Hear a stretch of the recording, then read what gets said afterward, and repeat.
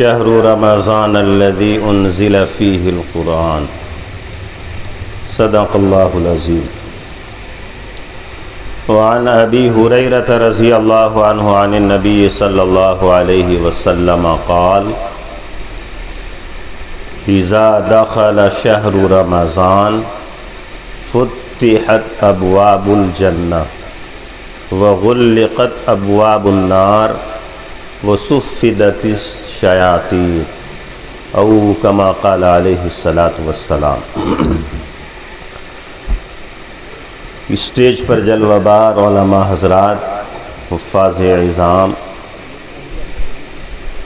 معزز سامعین، اللہ تبارک و تعالیٰ کا ہم انسانوں پر بے شمار انعامات ہیں. خود ارشاد فرمایا وَإِن تَعُدُّوا نِعْمَةَ اللَّهِ لَا تُحْصُوهَا. اے میرے بندو، اگر تم میری نعمتوں کو گننا چاہو تو نہیں گن سکتے، بے شمار نعمتیں ہیں. لیکن اللہ وحدہ لا شریک نے کچھ انعامات اس قدر بیش قیمت دیے ہیں جن کا تذکرہ اللہ وحدہ لا شریک نے بھی فرمایا ہے.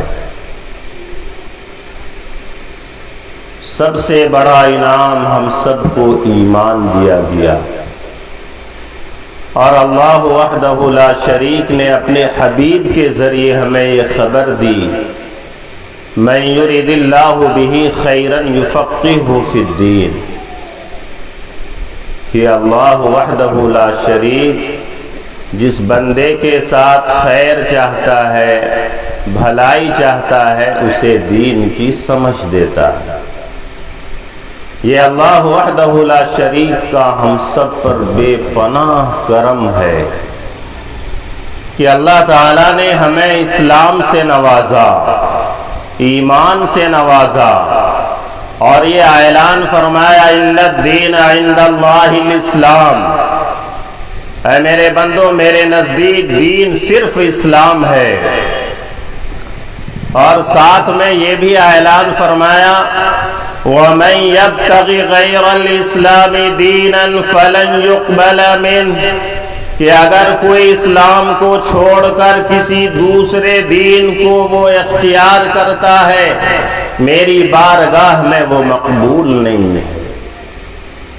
وَهُوَ فِي الْآخِرَةِ مِنَ الْخَاسِرِينَ، اور وہ آخرت میں خسارے میں ہوگا، نقصان میں ہوگا. ہم سب کے سامنے یہ دستار بندی کا جلسہ ہے، اور ہم سب کے سامنے رمضان المبارک کا مہینہ آ رہا ہے. تو رمضان اور قرآن لازم و ملزوم شے ہے کہ اس قرآن مجید کا نزول ہی رمضان میں ہوا، اور رمضان کے فضائل اس سے بڑھ کر اور کیا کہ حضرت ابراہیم خلیل اللہ کو صحیفے یکم رمضان کو دیے گئے. حضرت موسیٰ علیہ السلام پر توریت نازل ہوئی 2 رمضان، حضرت داؤد علیہ السلام پر زبور نازل ہوئی 6 رمضان، اور حضرت عیسیٰ علیہ السلام پر انجیل نازل ہوئی 12 یا 18 رمضان. اور آخری کتاب قرآن مجید اللہ وحدہ لا شریک نے رمضان میں شب قدر میں نازل فرمایا. اور رمضان کے متعلق ہم سب کے محبوب سرور کائنات فخر موجودات احمد مجتبی محمد مصطفیٰ صلی اللہ علیہ وسلم نے ارشاد فرمایا اذا دخل شہر رمضان، کہ جب رمضان کا مہینہ آتا ہے فتحت ابواب الجنہ، تو جنت کے سارے دروازے کھول دیے جاتے ہیں. وغلقت ابواب النار، اور جہنم کے سارے دروازے بند کر دیے جاتے ہیں۔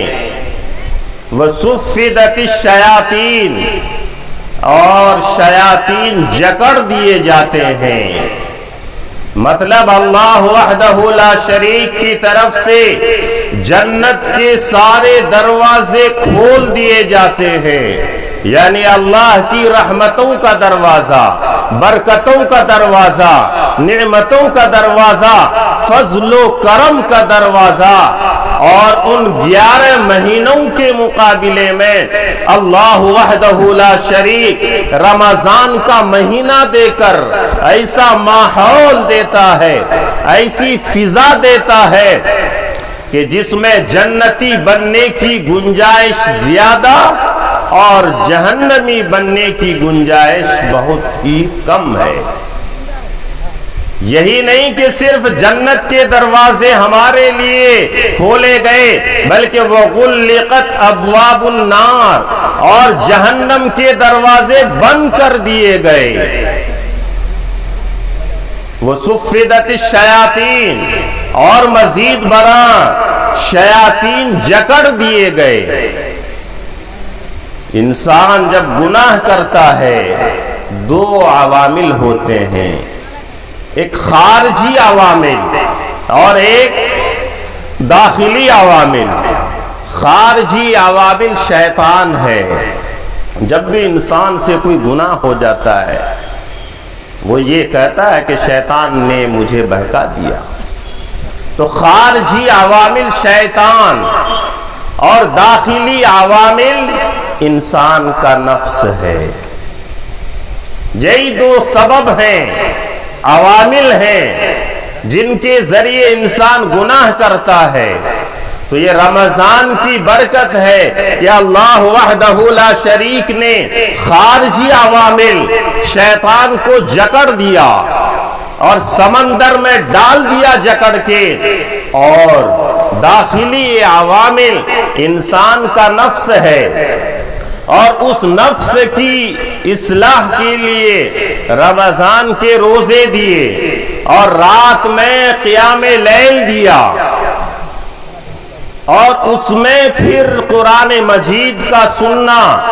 یہ 3 کام اس طرح ہیں کہ جن کے ذریعے سے نفس کی اصلاح ہوتی ہے۔ تو خارجی عوامل بھی جکڑ دیے گئے اور نفس کی اصلاح کے وسائل دے دیے کہ اب یہ میرا رب چاہتا ہے کہ اگر تم اس ماحول میں بھی کہ جبکہ میں نے تیرے لیے جنت کے سارے دروازے کھول دیے، جہنم کے دروازے بند کر دیے اور شیاطین کو جکڑ دیا گیا، اور تمہیں ایک ایسی فضا، ایسا ماحول دے دیا، اگر تم پھر بھی جہنمی بن کے رہو، اگر تم پھر بھی جنتی نہ بن سکو تو تمہاری بدنصیبی ہے۔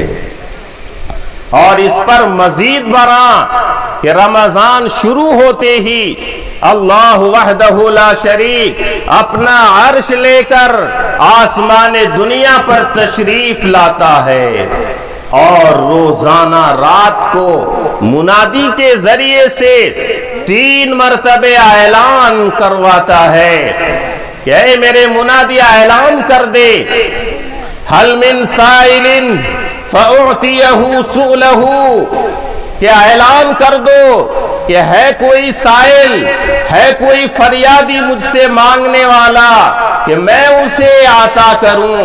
3 مرتبہ یہ اعلان ہوتا ہے۔ دوسرا اعلان، حل من تائب فاتوب علیہ، ہے کوئی گناہوں سے معافی مانگنے والا، ہے کوئی توبہ کرنے والا کہ آج میری بارگاہ میں آ جائے، توبہ کر لے، میں اس کی توبہ قبول کروں گا۔ تیسرا اعلان، هل من مستغفر فاغفر له، ہے کوئی گناہوں سے معافی چاہنے والا، ہے کوئی میری مغفرت کا طلبگار کہ میں اسے بخش دوں گا، میں اس کی مغفرت فرما دوں گا۔ یا اللہ کتنے جرائم تک معافی مل سکتی ہے؟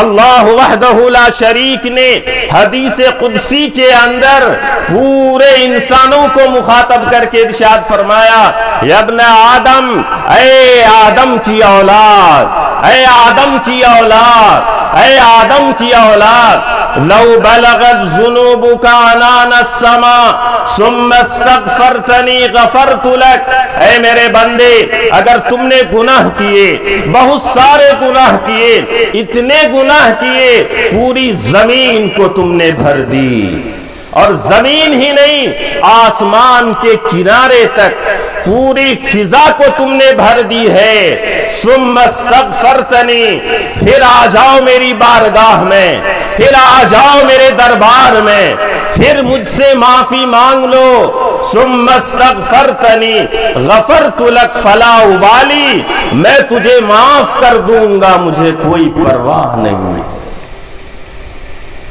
اس کے لیے رمضان کا مہینہ سب سے مقدس مہینہ ہے کہ رب ذوالجلال انتظار کرتا ہے، اے میرے بندے میں نے جنت کے دروازے سارے تیرے لیے کھول دیے ہیں، جہنم کے دروازے بند کر دیے ہیں، شیاطین جکڑ دیے ہیں، اور ہر رات تمہارے سامنے یہ اعلان ہو رہا ہے، منادی اعلان کر رہا ہے، آ جاؤ میری بارگاہ میں، مغفرت چاہ لو، ہم تیرے سارے گناہ کو معاف کر دیں گے۔ ہم قربان جائیں اپنے رب پہ کہ رمضان المبارک میں اس امت کے لیے مخصوص طور پر 5 انعامات دیے گئے۔ ہم سب کے محبوب سرور کائنات جناب محمد الرسول اللہ صلی اللہ علیہ وسلم نے ارشاد فرمایا، میری امت کو 5 انعامات مخصوص طور پر دیے گئے ہیں۔ نمبر 1، اللہ وحدہ لا شریک کا فرمان ہے کہ روزے دار کے منہ کی بو میرے نزدیک مشک سے زیادہ پسندیدہ ہے۔ نمبر 2، روزے دار کے لیے سمندر کی مچھلیاں بھی دن بھر دعا کرتی رہتی ہیں۔ نمبر 3، روزے دار کے لیے روزانہ جنت سجائی جاتی ہے۔ نمبر 4، شرکش شیاطین جکڑ دیے جاتے ہیں، یہ قید کر دیے جاتے ہیں۔ نمبر 5، رمضان کی آخری رات اللہ وحدہ لا شریک سارے روزے داروں کی مغفرت فرما دیتا ہے، سارے روزے داروں کی مغفرت فرما دیتا ہے۔ تو اللہ وحدہ لا شریک کی منشا یہ ہے، اے میرے بندے میں نے تمہارے لیے ایسی فضا قائم کر دی ہے، ایسا ماحول دے دیا ہے کہ اگر تم رمضان المبارک کے مہینے میں بھی جنتی نہ بن سکے تو تمہارے لیے پھر کون سی بد دعا ہو سکتی ہے کہ میرے آقا جناب محمد الرسول اللہ صلی اللہ علیہ وسلم نے صحابہ سے ارشاد فرمایا، منبر کے قریب آ جاؤ۔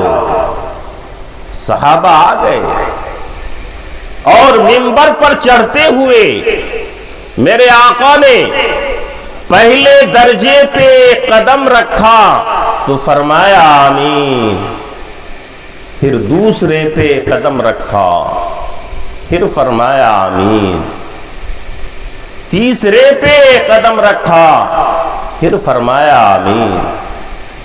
خطبے کے بعد صحابہ نے سوال کیا، یا رسول اللہ صلی اللہ علیہ وسلم کہ آج ہم نے آپ سے نئی بات سنی ہے، کہ منبر پہ جاتے ہوئے آپ نے 3 مرتبہ آمین آمین آمین کہا ہے، تو ارشاد فرمایا ہم سب کے آقا جناب محمد الرسول اللہ صلی اللہ علیہ وسلم نے کہ حضرت جبریل علیہ السلام اس وقت تشریف لائے تھے اور ارشاد فرمایا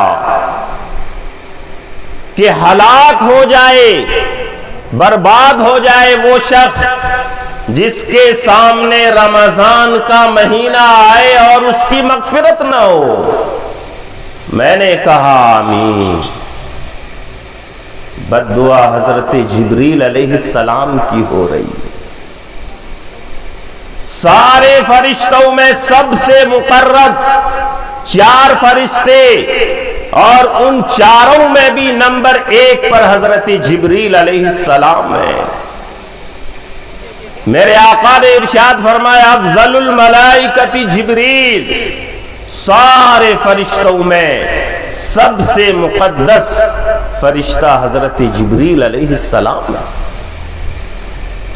آپ کی بد دعا ہی بڑی چیز ہے، چہ جائے کہ سرور کائنات فخر موجودات احمد مجتبی محمد مصطفیٰ صلی اللہ علیہ وسلم نے اس بد دعا پر آمین فرمایا، اس کی ہلاکت میں کوئی شک نہیں ہے۔